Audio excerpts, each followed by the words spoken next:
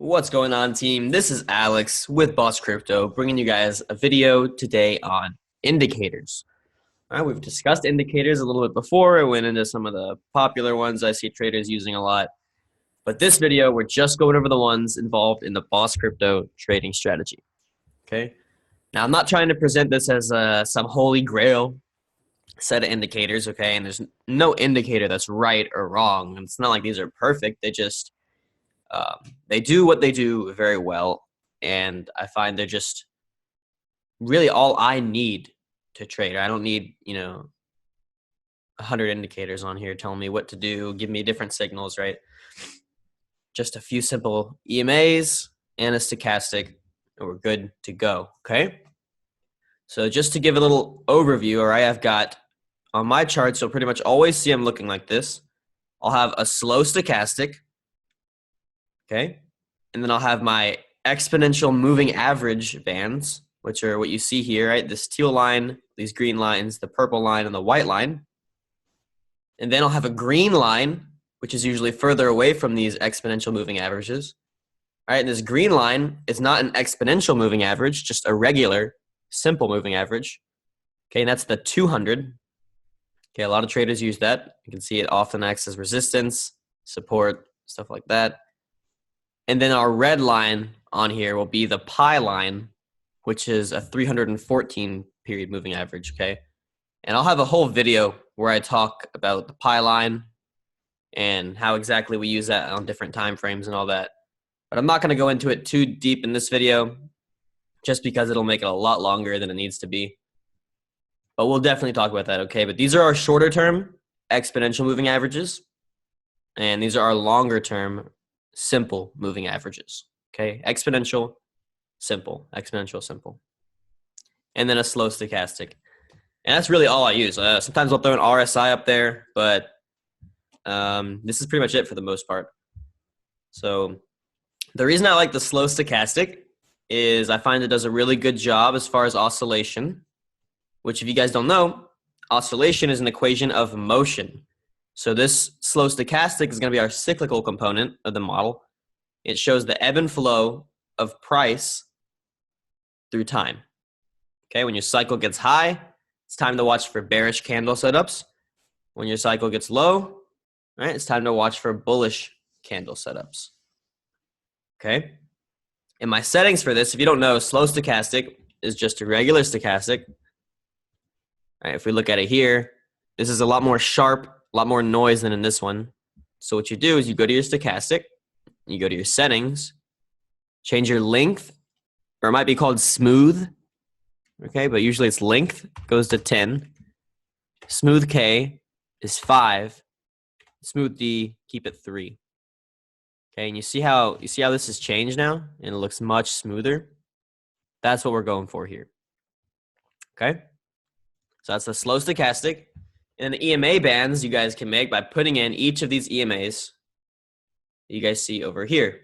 Now I'm going to hide these for most of the video just to get rid of the, taking up this top left corner. But if you guys want to pause here, you can add these, all these indicators. If you guys have TradingView and it only lets you add a few, shoot someone in the chat a message. We've got a script that lets you add all of them as just one indicator. So if you guys don't, you don't want to do that yet, though, you can use coinsignals.trade, and you can individually add each EMA in here, and they don't have a limit or anything like that. But in case you can't see them, listing the EMAs, we have the 8, the 13, the 16, the 21, the 30, the 35, 42, the 50, and the 60. And in descending order there, that's from the top to the bottom of the bands, at least in an uptrend. Okay, and this will kind of get us into our talk here. So the reason I use these EMA wave formation bands, as you'll hear me call them, occasionally you'll hear waveform bands or just the bands. Okay. So the reason I use these is because they give a really great direction on your trend. Okay. And these really are best used in a trending market where they act as support and resistance. In a sideways market, they're not they're not quite as useful. You kind of have to rely on your stochastic and price action a little bit more. And sideways markets, or just stay on the sidelines until a clearer trend is given. But in a trending market, these bands are phenomenal. Okay, and I should start off by saying we're not super strict with exact levels on these EMAs. Okay, like if we look in here, at one point you were above this EMA. We're not gonna just completely go long because we get a little bit above an EMA. And if we're in an uptrend and we break down below it a little bit, we're not just going to go completely short because we broke below it. We want to think of these bands more as an area. Okay. Not just as like, all right, if we get below this line anywhere at all, I'm out. That's kind of amateur, and it's not going to work for you. Excuse me. Okay. So yeah, we don't do moving average crosses. It's kind of amateur. We don't do exact levels for the most part. And the same thing goes for these longer term moving averages. I'm not going to, there should be an example in here. Yeah, I'm not going to short right here just because we broke below pi. No, it's like you can see over here, we're coming into old support levels in here, right? And then you get a bounce. So these are areas, right? Pi is a whole area around this area. Same with the 200. Sometimes you'll see price come and just kiss it, where it doesn't actually touch it. It just touches in front of it. Same thing goes. All right, guys? Let me get rid of some of that. And let's go back over here. Okay, so as I was saying, EMA bands give our direction of trend. All right? And an uptrend, let me get rid of the candles actually here. In an uptrend, the 8 EMA, the teal line, okay, the 8, you'll hear me call it, this is our near-term support and resistance. So when your stochastic cycle starts to get high, right, starts to get anything above 70 or so, you want to start looking for bearish candle setups. Okay, and it doesn't mean that your uptrend is going to turn into a bear trend. It just means your uptrend might be extended with your cycle in these points, right? Okay, you can see at these points.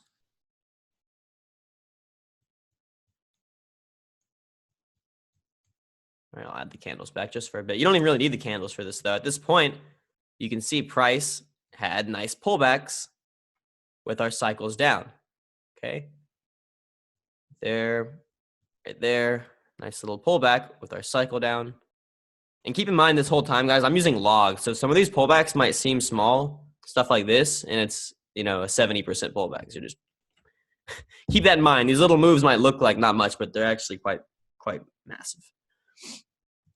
Okay, and then by booking profits when your cycle gets high, and when you get big distance from the moving averages and price, you're going to be able to compound your gains and add back in a more favorable position with your cycle.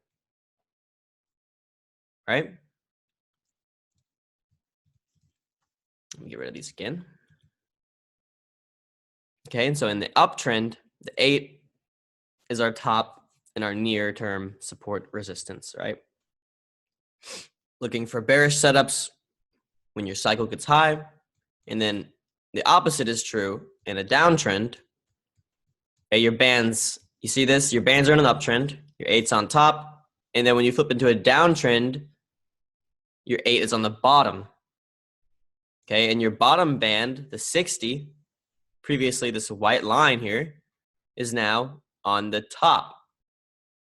All right, so this whole time, the 8 is support, the 60 is support, and now the 8 and the 60 are resistance, and price is going to struggle to get above them while it's in this downtrend. All right, we really don't even need candles here to see what's going on, guys. Let me just show you this. Look. Okay, the 8's on the bottom, we're in a downtrend. 60's on the top, we're in a downtrend. Right here it flips. Now the 8's on the top, the white's on the bottom, we're in an uptrend. That goes until here it flips. Have like a fake out, a short-term uptrend, and then you're back in your downtrend. All right, your 8 gets back on top, you're in an uptrend again. It breaks down here, you're in a downtrend, and now that downtrend is still going on. So, and we could go on to a ton of charts. Let's go on to Ripple. And we can see, let me zoom in just because this is a bit bigger of a chart, but all right, short-term uptrend, back in the downtrend, short-term uptrend, back in the downtrend. All right, the 8's back on top, back in an uptrend. 8 goes to the bottom, you're in a downtrend. 8 flips back on top down here, you're in an uptrend. Rolls over, you're in a downtrend. You know, you guys can see easily, you can just flip through charts and get a really good image of your trend direction on everything pretty much immediately. Right now, it's currently in an uptrend. All right, let's go back to Neo here, just because that's what I was looking at first. And we'll get the candles back, all right? So the 8 is your main support in an uptrend and your main resistance in a downtrend, right? And so in an uptrend, a really strong bull market will hold at the 8 quite often, especially on the daily, right? And then when you break the 8, it's often a good time to book some gains if you hadn't when you got big distance away from your moving averages. And that's something else I should really point out before we go any further, is that distance to and from the EMAs can often represent oversold or overbought conditions. Like right here, on this day, the EMA, the 8 EMA is at 0.0019 and price is at 0.0046. 134% up. Okay, look at all these times price jumps, and it always at some point comes back to the 8. The same is always true. Right? Even if this was to go up the next day, another 200%, eventually it's going to come back to the 8 at least. Okay, so when you get big distance away, regardless of cycle, regardless of setups, it's a good idea to book some gains. Same thing goes for, right here. Look, you take some gains, 75%, and you save yourself a 55%, 58% drawback right after. Now, there's no, where's the bearish engulfing setup, right? It's confirmed here. A bit late, huh? And that's why sometimes you gotta just take profits when you get big distance. Same thing goes in a downtrend. Right, when you get massive distance away from the EMAs and price, it's more often than not, that's when the bottom's in. Or not even like a long-term bottom, just a short-term bottom, like I said, pullbacks to the 8. Okay.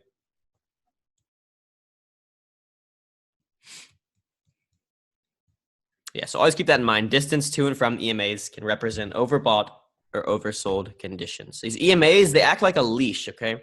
Price just ebbs and flows to and from these leashes.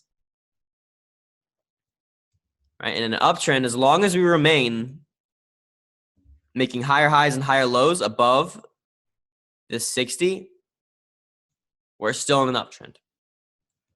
Right? And then when you break down, that's the first sign that you might be heading into a downtrend, right?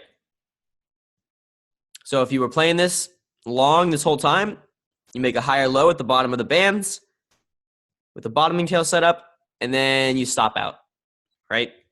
And sure, price might rebound in the short term, but if it does and you're going to enter another uptrend like this, you'll have a time to buy a higher low, right?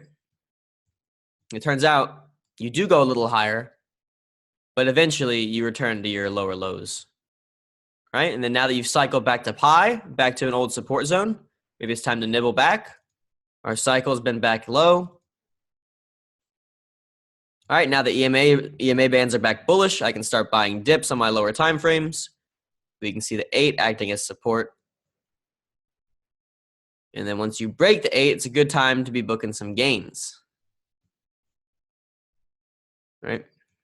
And then you break below the bands again, break below your near-term support, get out. Bands are back in a downtrend, starting to short the rallies. Short into the bands. Oh, this is another point I should have made earlier. Okay? In an uptrend, right, your 8 is on top. The middle line, this purple line, is the 30. The bottom is the 60. So bottom of the bands is the 60, the middle is the 30, and the top is the 8. Okay? Whenever you're taking profits in an uptrend or you're looking to enter into an uptrend, you want to be entering, ideally, you won't always get that chance, but you want to be adding longs below the 30. between the 30 and the bands is your sweet spot to add longs, right? And we can see down here below the 30, that was the time to add longs. Below the 30, that was the time to add longs. Below the 30, below the 30, right? This is all below the 30. It's kind of a downtrend here too, though. Right, you guys get the point, though? And like we see here, you won't always get dips to the 30, but we're on the daily. Keep that in mind. On lower time frames, these little dips to the 8 are buyable on our lower time frames. And we'll go into that in a different video because that's going to take a while to explain. But we want to add longs below the 30, shorts above the 30. Right? Shorts above the 30. That's going to be the most profitable trades and give us the best risk reward. Constantly trying to time these things with our cycle crosses too, right? We want to be executing most of our trades on the right-hand side of the cycle, right? If you don't know what that means, after the cycle crosses, you're on the right-hand side of the cycle, right? Any decisions you make before the cross is anticipatory, meaning you're anticipating a cycle cross, which often will work in your favor, but sometimes you'll be short before a cycle cross, and then right before it crosses, you get a big candle that knocks you out. In this case, it actually didn't happen, but we want to be adding our size on the right-hand side of the cycle, right? If you're long, you want to be adding your size here. You can add small pieces on the way down before it crosses, but you want to add your main size with the cycle cross. Same thing when you're shorting. You want to add your main shorts on the right-hand side of your cycle. Okay. Time that up or line that up. Cycle crosses plus adding below the 30, and you're golden. And we'll just go through some examples here too.